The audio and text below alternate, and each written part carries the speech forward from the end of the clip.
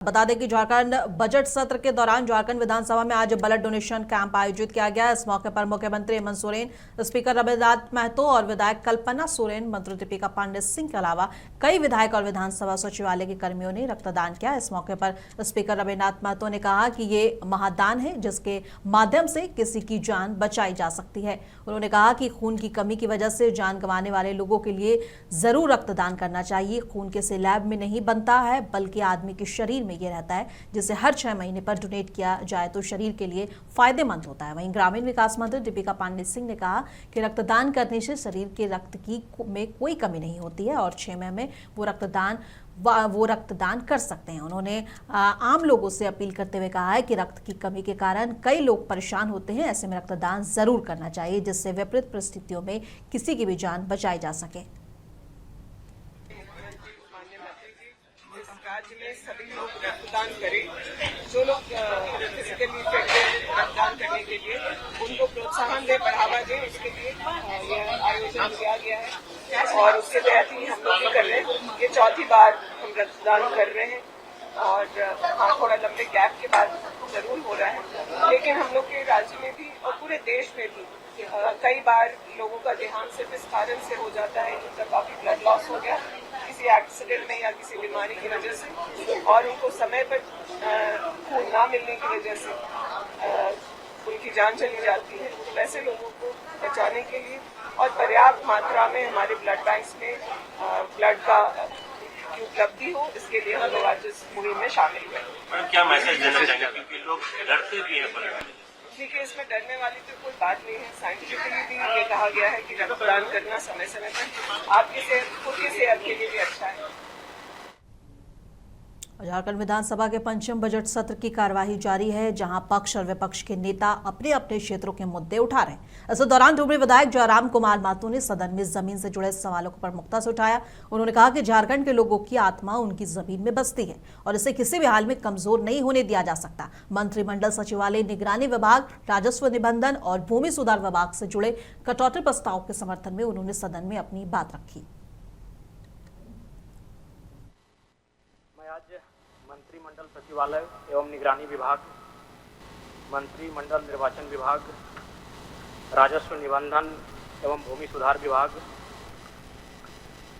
कार्मिक, प्रशासनिक एवं राजभाषा विभाग तथा कई अन्य विभागों के अनुदान मांग बजट पर तथा कटौती प्रस्ताव के समर्थन पर अपना बात रखने आया हूँ। अध्यक्ष महोदय, झारखंड के लोगों की आत्मा उनकी जमीनों में बसती है। झारखंड के लोगों की आत्मा उनके खेतों में बसती है। फ्रीडम फाइटर चाणकू महतो का एक नारा था, हमर खेत हमर दाना, पेट काटी नहीं देवो खजाना।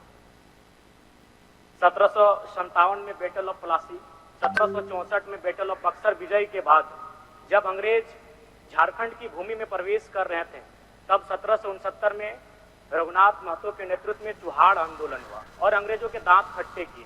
उसके बाद निरंतर बाबा तिलका मांझी, तेलंगा खड़िया, सिद्धू कानू, नीलांबर पीतांबर और भगवान बिरसा मुंडा के नेतृत्व में लगभग सैकड़ों लड़ाई इस भूभाग में लड़ी गई अंग्रेजों के खिलाफ, और उस लड़ाई का मूल कारण था इस राज्य की जमीनों को बचाने का।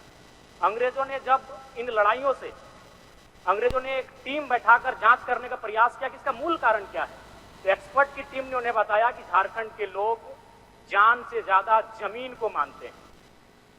सदन की कार्रवाई के दौरान सार्वजनिक सेवाओं में आर्टिफिशियल इंटेलिजेंस यानी कि एआई के उपयोग को लेकर चर्चा हुई। विधायक सरयू राय ने सरकार से पूछा कि राज्य में सरकारी सेवाओं को बेहतर बनाने के लिए एआई के इस्तेमाल को लेकर क्या कदम उठाए जा रहे हैं।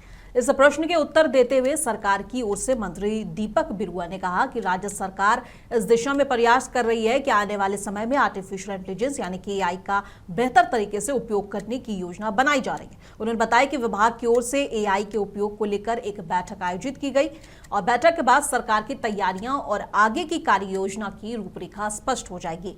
मंत्री ने कहा है कि सरकार नई तकनीकों को अपनाने के लिए गंभीर और सार्वजनिक सेवाओं को अधिक प्रभावी और पारदर्शी बनाने के लिए आर्टिफिशियल इंटेलिजेंस से संभावित उपयोगों पर विचार किया जा रहा है। ये तो बोर्ड ऑफ डायरेक्टर्स की कमेटी बनी है, चीफ सेक्रेटरी है, secretary department of IT and e governance है, सेक्रेटरी डिपार्टमेंट ऑफ इंडस्ट्री है, director department of IT and e governance है, CEO chief executive officer ABGIL। तो जब बैठक होगी उसके बाद ये आइडिया पर चर्चाएं होगी, तब फिर उसको मदद करने की 25% या उससे अधिक होगा, किस तरीके से उसको मदद किया जाएगा यही होगा। और 2019 का मामला अध्यक्ष महोदय तत्कालीन सरकार की बात थी, उन्होंने 25% मदद किया था जरूर 22 आदमी को, लेकिन उसके बाद उसका अनुपालन किस तरीके से हुआ ये स्पष्ट नहीं है अध्यक्ष। अब इस पर हम कर नहीं सकते, लेकिन 2023 का जो पॉलिसी है उसको हम लोग कड़ाई से लागू करेंगे। सरकार का यह दूरदर्शी और महत्वाकांक्षी योजना है, इस पर कहीं कोई कोताही नहीं बरती जाती। ठीक है सर, जो केवल एक बात अपनी कहकर या मंत्री से जिज्ञासा करके इसको समाप्त करूंगा। एक तो मंत्री जी को मानना चाहिए कि स्टार्टअप पॉलिसी में और AI में कोई संबंध नहीं है। गढ़वा के भवनाथपुर में रमजान के पवित्र महीने के मौके पर विधायक अनंत प्रताप देव ने अपने आवास पर इफ्तार पार्टी का आयोजन किया। इस कार्यक्रम में अलग अलग समुदाय के लोग, जनप्रतिनिधि और सामाजिक कार्यकर्ता बड़ी संख्या में शामिल हुए। अजान के बाद सभी रोजेदारों ने एक साथ रोजा खोला और देश प्रदेश में अमन, शांति और तरक्की के लिए दुआ मांगी। इस मौके पर विधायक अनंत प्रताप देव ने कहा कि रमजान का महीना इंसानियत, त्याग और भाईचारे का संदेश देता है। ऐसे आयोजन समाज में आपसी सौहार्द और एकता को मजबूत करते हैं। कार्यक्रम में मौजूद लोगों ने एक दूसरे को रमजान की मुबारकबाद दी और समाज में शांति और भाईचारे को बनाए रखने का संकल्प लिया। और जमशेदपुर में रमजान के पवित्र महीने में टेल्को थाना शांति समिति के द्वारा इफ्तार पार्टी का भव्य आयोजन किया गया।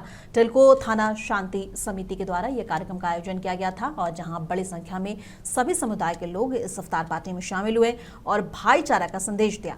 वहीं पूर्व राज्य महिला आयोग के अध्यक्ष कल्याणी सरन और DSP मनोज ठाकुर, CTSP सुनील चौधरी, पूर्व DSP संजीव सिंह, टेल्को थाना प्रभारी और जिगुसलाई थाना प्रभारी समेत कई मुख्य लोग इसमें शिरकत किया और आयोजन समिति को धन्यवाद दिया।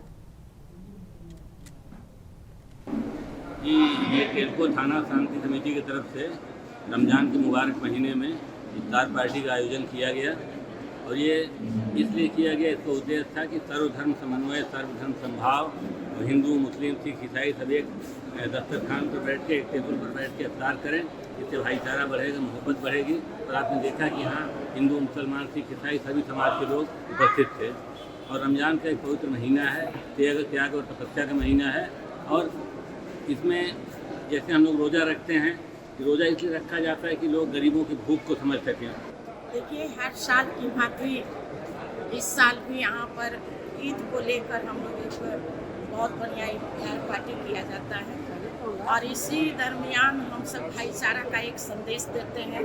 सब लोग मिलजुल कर एक साथ यहाँ पर अभी जो देखे आप लोग, एक भाईचारा का ही संदेश था कि हम लोग एक साथ मिल के सब इफ्तार पार्टी में शामिल हुए।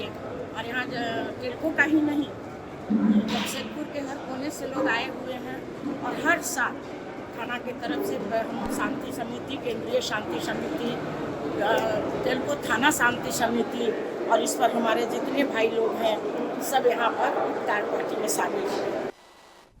और झारखंड पुलिस ने रांची के एक होटल में हुई गोलीबारी के सिलसिले में हुई मुठभेड़ में 3 आरोपियों को गिरफ्तार कर लिया है।